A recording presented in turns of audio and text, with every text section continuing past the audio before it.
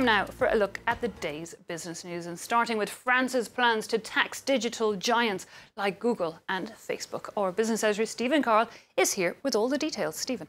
Eve, France is pressing ahead with these plans to tax digital giants despite the failure to secure an agreement at a European level on this issue. The French government is hoping that this will raise €500 million in revenue.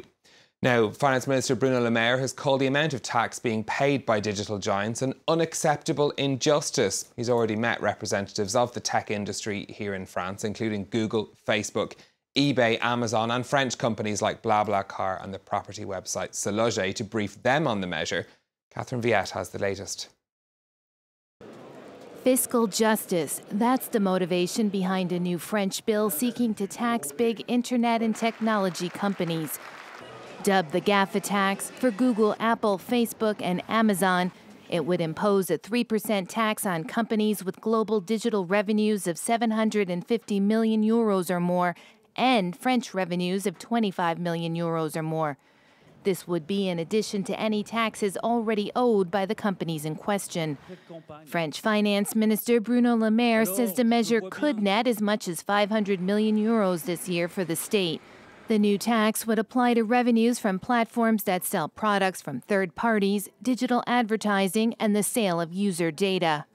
French officials say about 30 companies from the US, China, Germany, Spain, and the UK would be affected, including Uber, Airbnb, and Booking.com. Under current EU law, these digital giants can choose to report their incomes in any member state, so they choose the low-tax nations such as Ireland, the Netherlands, or Luxembourg. It's an issue that's caused a rift in the bloc, and there's been no clear consensus on how to resolve the problem. An earlier effort to gain EU-wide support failed to catch on. But some thorny issues still remain, such as how exactly to define these giant tech companies' digital presence based on revenues and not on profits. Shares in Tesla fell on Wall Street on Tuesday after Chinese customs authorities refused to allow a shipment of its cars onto the market there. Officials had held up clearance of some 1,600 Model 3 cars because of labels being misprinted on them. Tesla says it since reached agreement with the authorities. The electric car maker only began shipping to China weeks ago and says that its sales have not been affected as a result. Let's turn next to what's happening on the markets. European shares opening the day pretty flat. Markets really waiting for some big news to trade on. Car makers largely starting the day in the red. Not much optimism from the Geneva Motor Show moving shares there.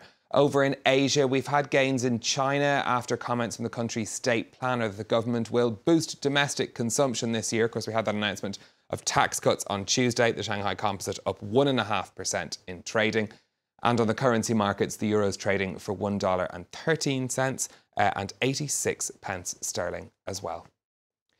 Finally, for me, Goldman Sachs has become the latest American bank to abandon its formal dress code in an effort to attract more graduates to work there. An internal memo sent to staff on Tuesday didn't dictate exactly what employees can and cannot wear, just telling them to dress in a manner that's consistent with their clients' expectations. Now, JP Chase announced a similar move 3 years ago, but staff there have told the Financial Times that not many people actually take advantage of it, and that's because bankers fear that turning up in jeans will alert their bosses that they have no meetings that day. I don't think they should give us that option. No, you do actually read a lot into that, don't you? A pair of jeans or a suited.